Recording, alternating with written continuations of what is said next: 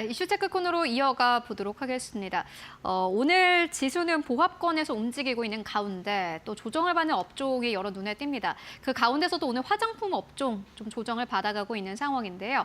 오늘 관련된 시장 이야기 함께 해보도록 하겠습니다. LS증권의 오리나 연구원 모시고 이야기 나눠보도록 하겠습니다. 안녕하십니까? 안녕하세요. 네, 오늘 또 이렇게 딱 맞게 또 출연을 해주셨습니다. K뷰티에 대한 좀 기대감은 사실 지난해부터 올해까지 계속해서 좀 이어지고 있는 상황인데 2025년의 트렌드 어떻게 좀 전망하고 계십니까? 네, 2025년도도 마찬가지로 인디 브랜드 강세의 흐름은 좀 이어질 것이다 이렇게 전망을 하고 있고요. 저희가 투자자분들 만나서 미팅을 하면은 이제 가장 많이 듣는 질문 중에 하나가 이제 에어 쿠션 같은 히트 제품 또 안 나오냐 이런 얘기들 항상 많이 듣는데 왜냐하면 사실 이런 제품들이 나와줘야지 업종이 전체적으로 좀 견인이 되고 또 모멘텀으로 작용하는 모습들이 나왔기 때문이다 이렇게 보고 있습니다. 근데 살펴보시면 이제 그런 부분들이 과거에는 좀 대중적인 제품들 위주로 많은 채널에서 좀 큰 덩어리로 수요와 공급이 만나서 판매가 됐다면 이제는 좀 소비가 파편화되고 있다 보니까 조그만한 브랜드들 위주로 자잘자잘하게 히트 상품들이 좀 나오고 있다 이렇게 판단하고 있고요. 이런 흐름은 좀 지속될 수밖에 없다고 보는 이유가 올해 소비가 사실 좋지는 않을 걸로 예상이 되고 있습니다. 이제 그럼에도 불구하고 30년 전 대비해서 오히려 가격이 떨어진 품목이 화장품이기 때문에 왜냐하면 30년 전에 립스틱 하나에 15,000원이었거든요. 네, 맞습니다. 근데 지금은 저희가 뭐 다이소 같은 데 가면 3,000원에 살 수 있다 보니까 아무래도 화장품이 과거에는 목적에 의해서 좀 그러니까 필요에 의해서 구매하셨던 그런 품목이었다면 이제는 그런 게 아니라 그냥 한 번 사서 즐기고 이제 금방 버리고 다른 걸로 교체하는 흐름으로 가고 있다 보니 좀 저가, 중저가 위주의 이런 품목들의 교체 주기가 빨라질 것이다 이렇게 전망이 하고 있습니다. 여전히 인디 브랜드의 강세가 이어질 것이다라고 전망을 하셨습니다. 네. 소비의 변화에 좀 트렌드에 주목을 해보시면 좋을 것 같은데 이전에는 말씀처럼 립스틱 하나를 사더라도 내가 뭐 빨간색이 꼭 필요하니까 하나 샀다면은 그쵸. 이제는 이런 게 유행이네. 나도 한번 발라볼까? 맞습니다. 라는 그러한 또 그 심리에서 그죠. 소비를 하는 것 같고요. 그죠. 그렇다면 이제 또 시장을 좀 살펴봐야 될 텐데 미국 시장의 지난해에는 주요 키워드였던 것 같아요. 네. 이번 해도 뭐 비슷할까요? 어떻게 보세요? 일단은 뭐 중국이랑 미국이 화장품 시장 내에서 가장 큰 시장이기 때문에 저희가 주목을 해야 되는 부분은 맞고 근데 아시는 대로 중국이 지금 소비 부양책을 여러 가지를 쓰고 있긴 하지만 회복이 안 되고 있는 상황이고 그리고 또 과거만큼 우리나라 입국자 수가 이제 증가를 해서 이제 그분들이 면세점에서 구매를 하시고 이런 부분들이 좀 줄어들었다 보니까 아무래도 미국 쪽에 좀 관심을 많이 가지고 있는 상황이고요.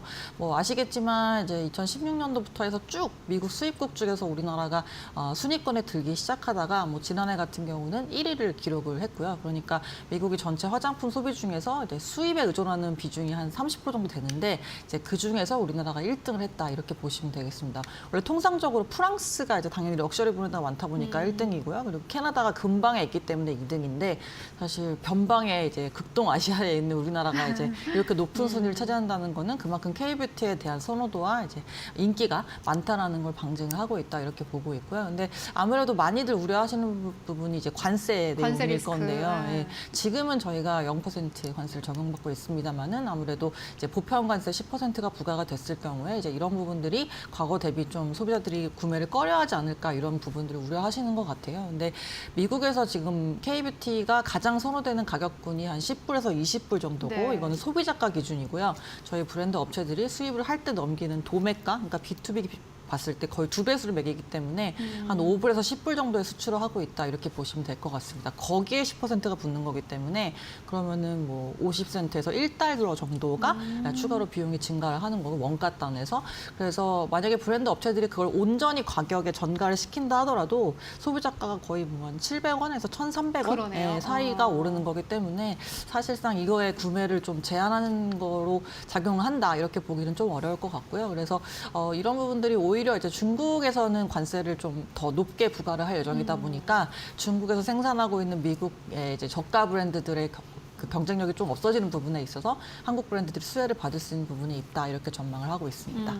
미국 시장이 지난 해부터 키워드였는데 이번 해도 역시나 마찬가지로 기대를 해볼 법하고 그리고 무엇보다 관세에 대해서 좀 걱정하시는 분들이 많을 것 같습니다. 다만 관세가 부과된다고 하더라도 워낙 한국 제품의 경우에는 저가로 현재 판매가 되고 있기 때문에 소비자가 또 느끼는 그러한 타격은 크지 않을 것이다 라고 정리를 해보고 가도록 하겠습니다.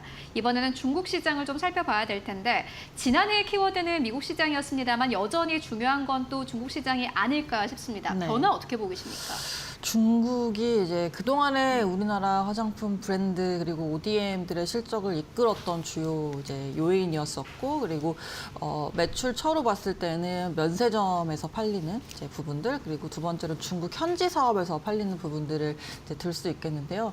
사실 그동안에 그 두 부문 모두 너무 좋았었죠. 근데 중국도 상황이 많이 달라지기는 했습니다. 그래서 과거 대비 확실히 중국 로컬 브랜드들, 자국 브랜드들이 굉장히 많이 올라왔고 품질도 굉장히 좋아졌고, 그리고 또 ODM들을 활용할 수 있는 능력도 생겼다 보니까 우리도 프랑스 브랜드들이 만들어주는 ODM과 똑같이 그쪽에 줌을 줘가지고 만든다라는 식으로 마케팅을 할 정도로 크게 진화를 한 상태입니다. 그리고 뭐 최근에 이제 트렌드 보면 아시겠지만은 이제 중국에서 놀러 오시는 많은 관광객분들도 명동으로 가시는 것보다 외국인 결제 금액으로 봤을 때 증가폭이 크게 나타난 곳이 뭐 신당동, 성수동 당연하고요. 그리고 또 용산 뭐 이제 하이브 본사가 있는 뭐 이런 쪽에서 이제 올라오고 있다 보니까 과거처럼 그냥 뭐 유행에 따라서, 그리고 또 한국 사람들 다 간다라는 곳 이렇게 따라가는 곳이 아니라 이제 좀 자유여행 쪽으로 많이 수요가 분산되고 있어서 이런 거는 화장품 소비에도 마찬가지로 적용이 된다 이렇게 보고 있습니다. 그래서 과거랑 달리 좀 올리브영과 다이소가 과거에 면세점의 지위를 좀 물려받았다 이렇게 저희는 판단하고 있고, 또 아시겠지만 이제 거기에 입점한 브랜드들이 대부분 인디 브랜드이기 때문에 그죠, 네. 뭐 해외로 보나 국내로 보나 화장품 소비를 봤을 때에는 인디 브랜드한테 유리한 환경이 조성이 되고 있다 이렇게 판단하고 있습니다. 네, 뭐 투어의 트렌드를 보더라도 여전히 인디 브랜드 쪽을 봐야 된다. 중국 시장도 함께 짚고 왔고요. 미국 시장, 뭐 중국 시장, 그리고 한국 시장까지 생각했을 때 ODM 쪽을 특히나 주목하시는 분들이 많을 것 같습니다. 다만 좀 걱정은 있어요. ODM 쪽이 피크아웃이 있는 거 아닌가라는 걱정도 있는데 네. ODM 시장 전반적으로 어떻게 보고 계십니까? 사실 ODM이 저희가 처음 화장품 커버했을 때가 이제 2012년도였으니까 네. 거의 뭐 12년 가까이 지났는데, 근데 그때만 해도 뭐 이제 코스맥스, 한국콜마, 그리고 인터코스라는 이태리 회사, 이제 이태리 상장이 되어 있습니다만은 이렇게 3대 회사가 있었고, 뭐 다른 중국 업체들이 많이 따라잡을 것이다라는 의견이 있었고, 그리고 그 반면에 이쪽은 아무래도 감성의 영역이기 때문에 중국 업체들이 못 따라올 것이다, 이렇게 두 가지로 좀 갈렸던 것 같아요. 근데 실제로 지금 10년 넘게 지났는데 여전히 한국 브랜드를 따라잡은 업체는 없다. 그러니까 한국 ODM 업체들을 따라잡은 업체는 없다 이렇게 평가되고 있고, 실제로도 그렇고요. 그리고 이 미국에서 그 쇼폼 그 플랫폼들이 의외로 굉장히 파워풀합니다. 그래서 미국 소비자들이 뷰티 이 정보를 얻는 습득하는 채널로 가장 높이 꼽은 게 인스타그램이랑 틱톡이거든요. 네. 네. 근데 이제 틱톡 같은 경우에는 아무래도 쇼폼이다 보니까 굉장히 빠른 시간 내에 조회수를 만들어내는 게 중요한데, 이제 그런 부분들을 우리나라 ODM들이 뭐 굉장히 특이한 제형이라든지 아니면 재미있는 패키지라든지 아니면은 뭐 최근에 어떤 흑인 분이 나오셔서 이제 쿠션 색깔이 안 맞는다라고 했을 때 엄청나게 많은 쿠션 색깔을 단번에 생산해서 보내주고 뭐 이런 식으로 바로바로 피드백이 되는 그런 좀 기민한 체력을 가지고 있다 보니까 이런 부분들은 다른 나라들이 따라올 수 없다. 이미 벌써 10년 넘게 업력이 쌓인 상황이어서 그런 부분들을 여전히 건재하다 이렇게 평가를 하고 있고요.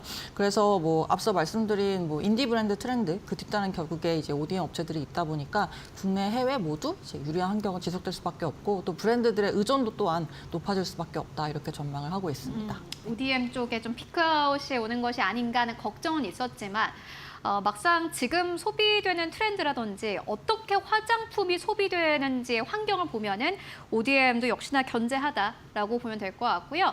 그렇다면 종목으로 좀 좁혀서 들어가 보도록 하겠습니다. 연구원님 뭐 보시는 최선 호주 있으실까요? 네, 저는 코스맥스 지금 최선 호주로 말씀드리고 있고, 그리고 관심 종목으로 아모레퍼시픽 말씀을 드리고 있습니다. 뭐 코스맥스는 지금 국내 쪽은 이제 해외 수출하는 브랜드들, 그러니까 간접 수출하는 그런 브랜드들의 수요가 굉장히 좋은 상황이어서 올해 국내 법인 같은 경우도 두 자릿수 성장을 이어갈 수 있을 걸로 보여지고 있고, 그리고 오히려 또 신규 브랜드들이 많이 주문이 들어오게 되면 되면은 수익성 측면에서 유리한 부분들이 있습니다. 왜냐면은 아무래도 그분들이 조금 더 아쉬운 상황이다 보니까 그죠. 예, 브랜드 입장에서는 그래서 이제 의존도가 높다 보니까 수익성에 도움이 되는 부분들이 있고요. 그리고 그 외에 이제 인도네시아나 태국 같은 나라들이 의외로 성장세가 굉장히 좋은 상황이어서 미국 다음에 이제 성장 드라이버도 마련이 된 상황이다 이렇게 판단을 하고 있고요.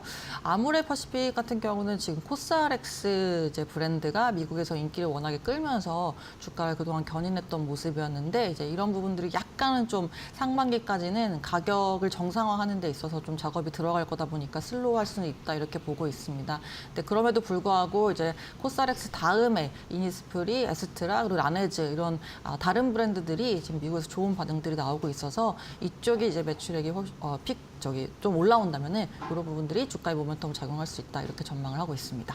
네, 일단 최선호주로는 코스맥스 듣고 왔고요. 특히나 오늘 시장에서 약간 좀 낙폭이 나오고는 있습니다만 앞으로 실적 견제하다라는 의견 듣고 왔고 또 관심주로는 아모레퍼시픽 역시나 듣고 왔습니다. 앞으로의 실적 함께 기대해 보도록 하겠습니다. 지금까지 LS증권의 오리나 연구원과 함께 이야기 나눠봤습니다. 말씀 고맙습니다. 네, 감사합니다.